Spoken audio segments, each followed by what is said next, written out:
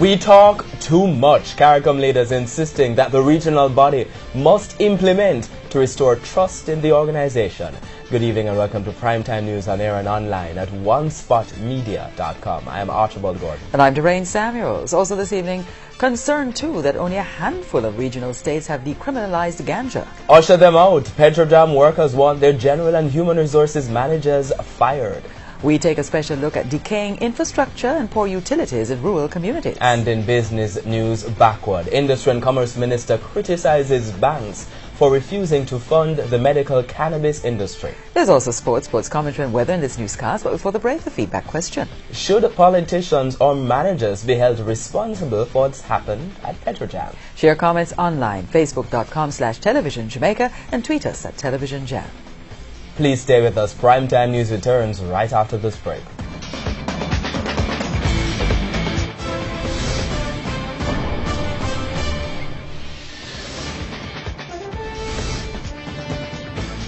Welcome back to Primetime News. Special welcome to folks on onespotmedia.com. Some CARICOM leaders are this evening insisting that the regional body must fix its implementation deficit so that confidence can be restored. The regional leaders say many people see the yearly meeting of the heads of government as simply that, a ritual meeting. That issue was among other things that were raised on day 2 of the 39th regular meeting of the Conference of Heads of Government of the Caribbean Community.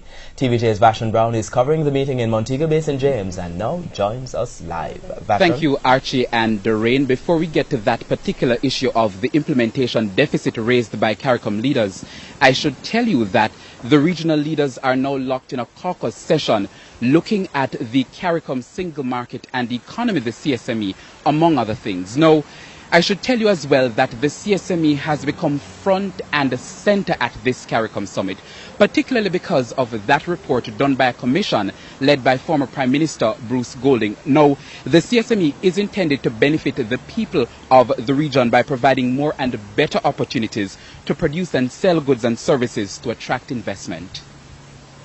The Bruce Golding report includes 33 recommendations aimed at addressing the structural and organizational deficiencies within CARICOM.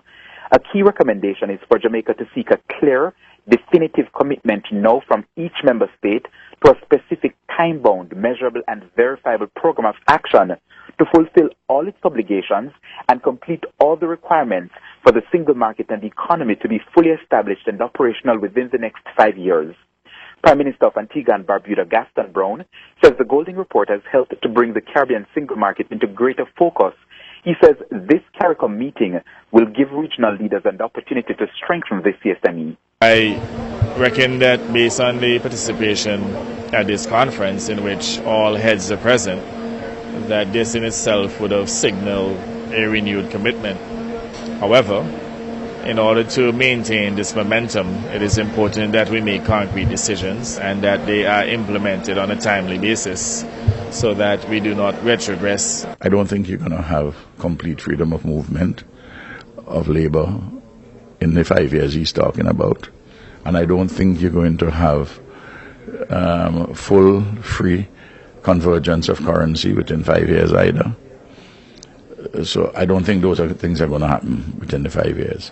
But I think there are many important single market issues which I see them on the agenda, which we could address and address with urgency.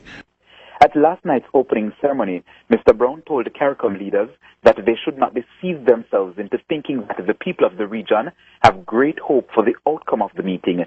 Today he argued that many people still feel that CARICOM is a lot of talk, but no action. There has been an implementation deficit, so we need to fill that deficit and to at least get some quick wins so that we can restore confidence. I mean, we're not going to resolve the issues, at any one meeting or within a few months or a few years, but I believe that there are some quick decisions that we can take. Those decisions, he pointed out, relate to free movement of goods and people across the region. The Prime Minister of St. Vincent and the Grenadines agrees with concerns that Caribbean leaders have been dragging their feet on certain matters. In the case of St. Vincent and the Grenadines, we allow spouses, as a matter of course, to come, and we grant them the work permit very easily, but we'll prefer if we didn't have to deal with work permit for them. And as to the children or the spouse, You could access medical care just like any Vincentian, and you can go to school just like any Vincentian. We have gone ahead in practical terms addressing those, but they shouldn't be on the basis of an administrative permission.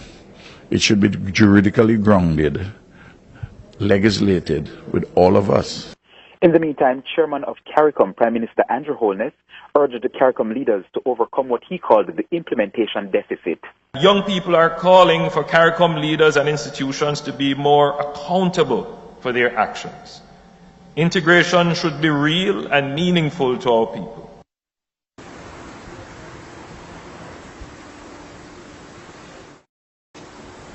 Thank you very much. Now, the Prime Minister of Barbados, Mia Mottley, addressed the opening ceremony last night, and she called for regional cooperation. She said the CCJ is an example of regional cooperation, albeit that several countries have not signed on to the court in the appellate jurisdiction.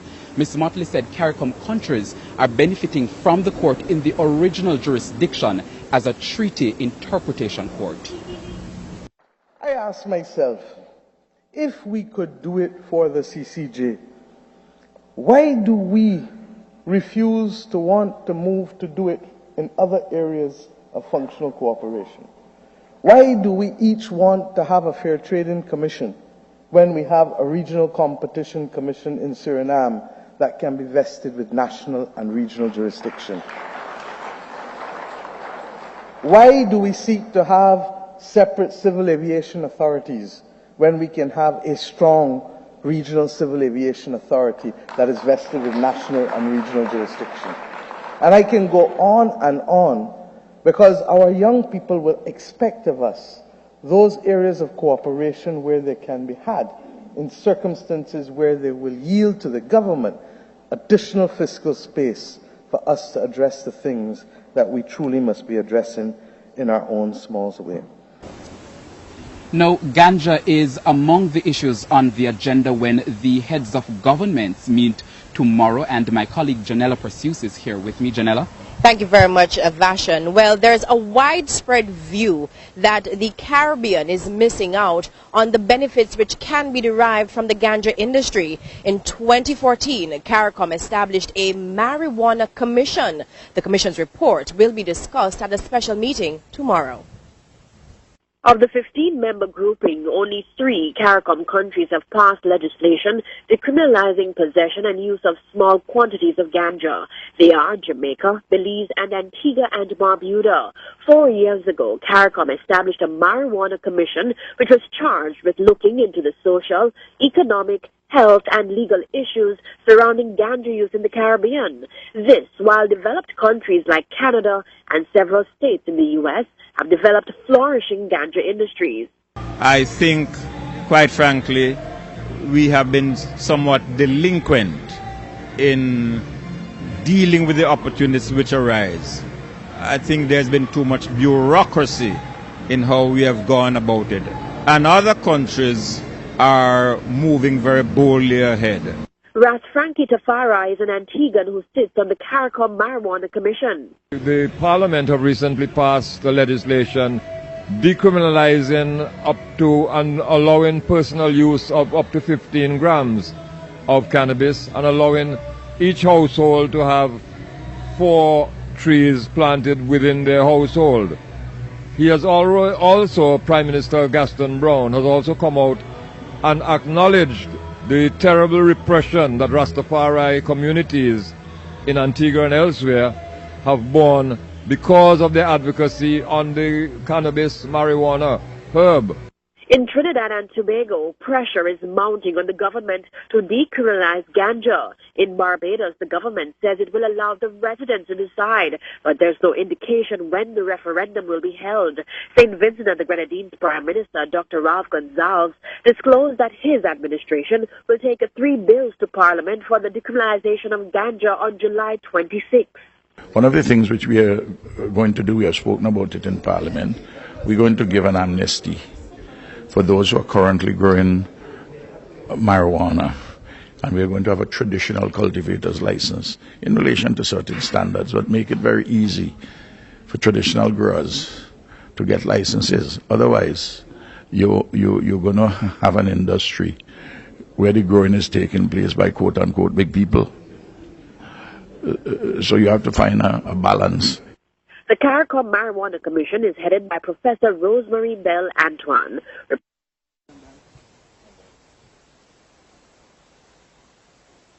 Now, Vashan, I must indicate to you that over the 4-year period, the commissioners held consultations in Antigua and Barbuda, St. Vincent and the Grenadines, St. Kitts and Nevis, the Bahamas, Montserrat, as well as Guyana. It's back to you.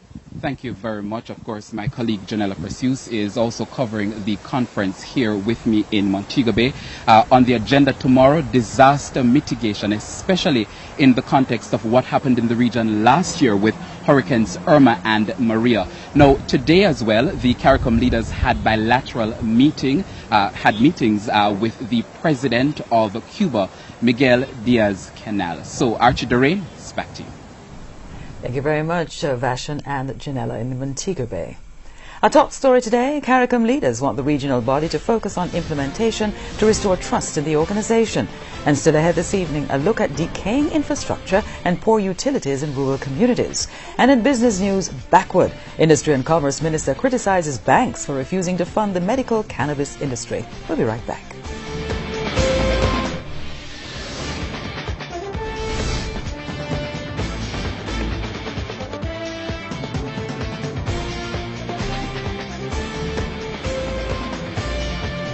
Welcome back. Continuing the news, Petrojam employees are demanding the sacking of their general manager as well as the human resources manager. On Thursday, the workers demonstrated on Petrojam's compound, displaying placards expressing their views about recent events at the company. TVJ's Kirk Wright was there.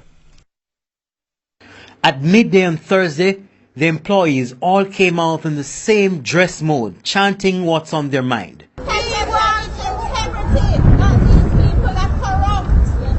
Their placards told the rest of the story. Their union representative, John Levy, General Secretary for UK, says the workers are frustrated, on edge and upset by comments made about them in the public recently. Based on the information that we have, two comments would have gone to the heart of the employees.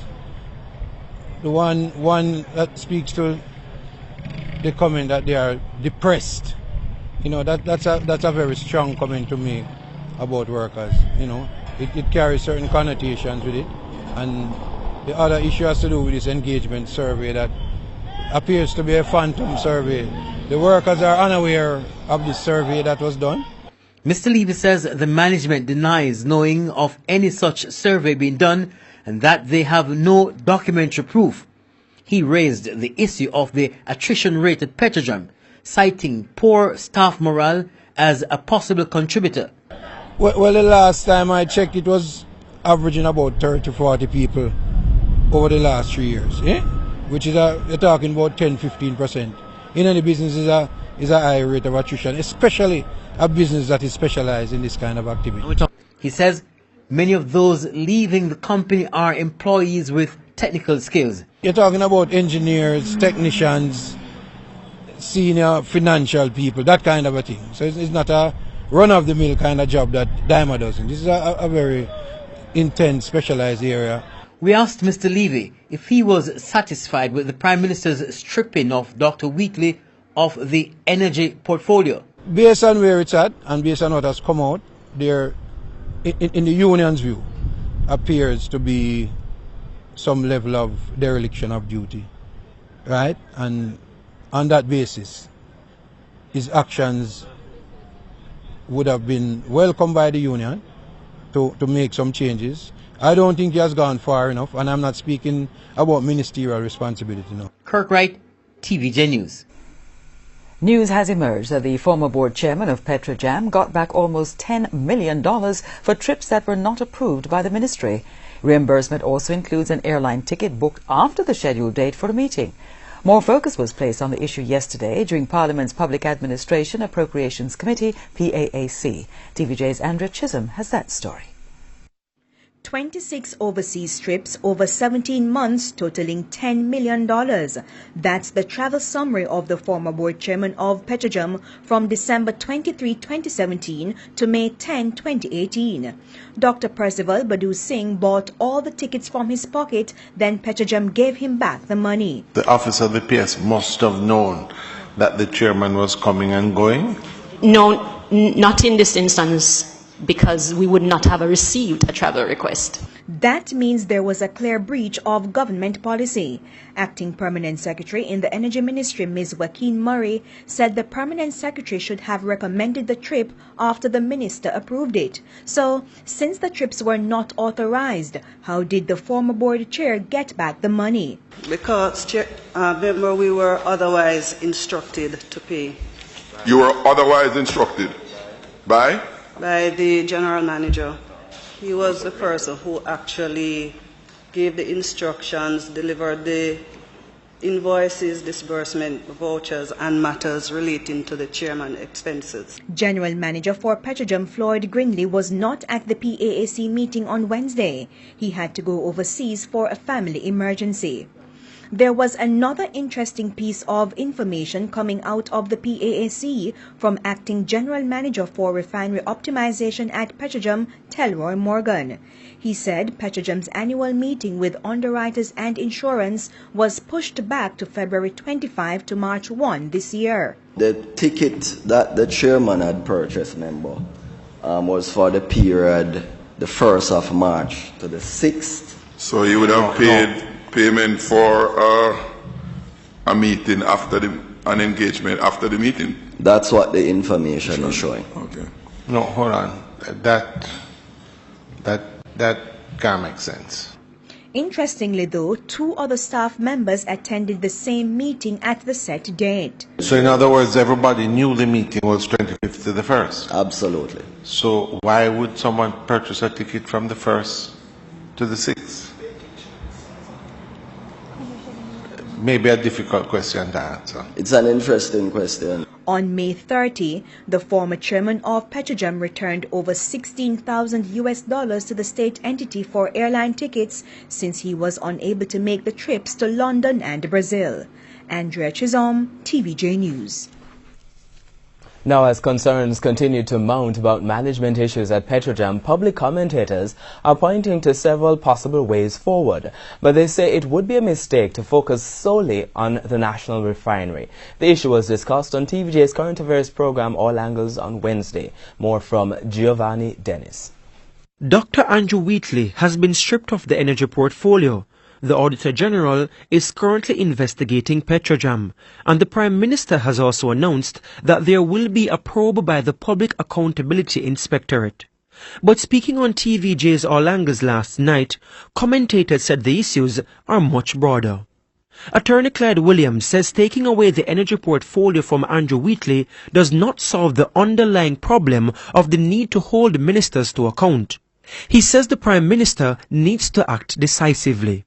The Prime Minister has a grand opportunity to make things happen. What is the opportunity? He could get up tomorrow and say, you know, consequent upon this, we're going to fast-track a ministerial code to deal with questions of ministers' abuse and negligence. He also says the opposition needs to change its tactics. So I would press to see if I could catch Wheatley on some sort of negligence, error in judgment, misstep here and there, and move to see if I could get a no-confidence motion. For Gleaner columnist Martin Henry, the Petrojam saga highlights the need to fast-track the improvement of management of public sector entities. Why wouldn't Prime Minister, who campaigned on cleaning up the public service and making it more efficient over a broad front, now use this as a launch pad for serious reform? However, Paul Ashley says he has little hope in such proposals.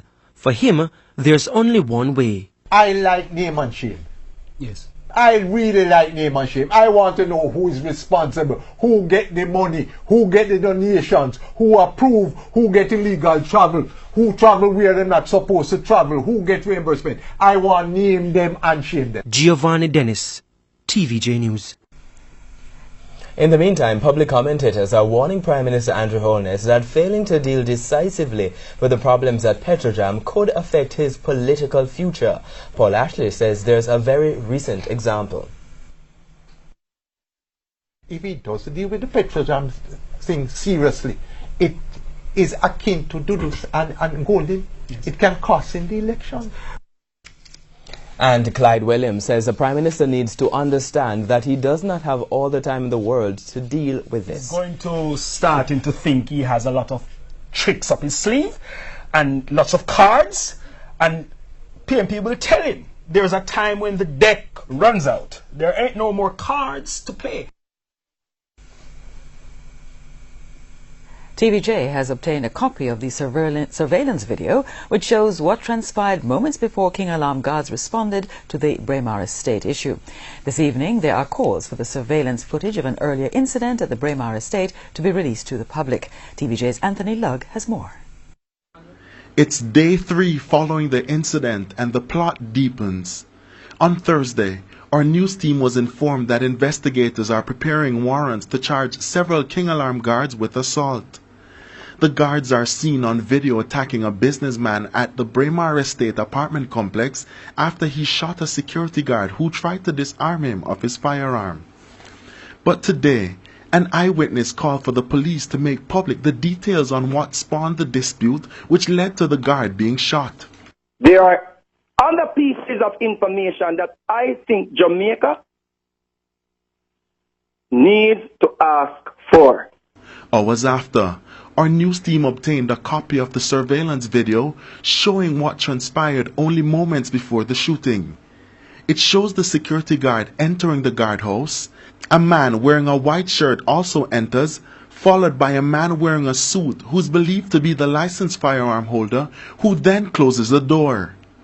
Another man wearing a red shirt then walks by the door, but a lady then runs to get a peep of what was happening. She then rushed inside. 2 men then exit, followed by the guard who appears to be in a heated argument with the 2 men.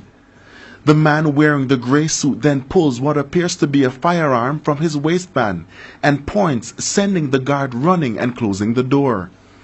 The argument continues and another man then tries to intervene. We're being told that by this time the King Alarm Guards were called. Our news team obtained a private email sent to residents of Braemar Estate by the property manager. The email states that the videos circulating on social media do not capture the entire series of events that culminated in the shooting. This includes the licensed firearm holder and another man entering the guardhouse and beating the security guard with fists and a gun. Anthony Lugg, TVJ News. From roads to water and electricity, basic amenities remain a serious challenge in many rural parts of Jamaica. Their absence is not only crippling development in these areas, but also forcing persons to move to other parts of the island, particularly Kingston. TVJ's Krista Campbell explores these issues in part 2 of a new primetime news feature. Roads sandwiched by bushes, a common feature throughout the many communities our news team visited in rural St. Catherine and St. Mary. And the residents in Pear Tree Grove and surrounding areas say the absence of electricity, particularly streetlights, is as much of a danger as it is frustrating. It look like you're in some form of dark wilderness, because look at all the bushes and no streetlight. To walk on this road, not even me a walk on it. Much as to send my young daughter on the road. One of the few churches struggling with membership, the Richmond Hill Baptist Church. Struggling because very few members are willing to take the chance to attend events which end after sundown. We use our phone lights. That's what we have to do, because you can't walk in the darkness because somebody are going to break their foot or spray in the foot or something. Councillor for the Troja Division in St. Catherine, William Sital, says he has made efforts to have street lights repaired as soon as they stop working, in addition to having lights installed in areas where there is none. When I took over as council in 2003, there was only 27 street lights in the entire division. Now the division can boast over 200 and odd street lights. Residents say the Jamaica Public Service Company has advised of scheduled power cuts because of work being done in the area. But they lament these happen 3 to 4 times per week for several hours during the day. As soon as the light goes away, within 5 minutes, you lose cell signal, sometimes for entire day. You are out of touch with your community. Water supply just as challenging in the communities where rivers are nearby and rain falls regularly. Some residents say they're paying water bills but hardly getting the commodity.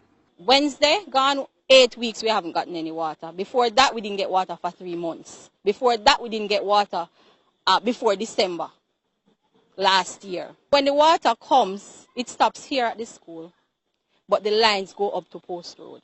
Others show us water pipes in the communities and their homes, but say they still do not get piped water. The water plant is down by Palmetto Grove that supplies the Windsor Castle area. And it's about 3 weeks now we can't have any running water in the pipe. I have a washing machine in my home over 4 years now, a digital. If you can use it, have to have water. And I have the pipe in my house, in my yard, and I just can't get the water in it to work the machine. With the absence of trucked water, the people say they find their own means of getting the precious commodity. But there's now a health concern. All them lady that don't gully, me see them gone with them bath pan, with them clothes pan, them egg and wash. Find river stream, wash. And when it come to them time here, the children them have wingworm on them skin because the waters are not running. So them bathing in the water and it giving them the skin rash.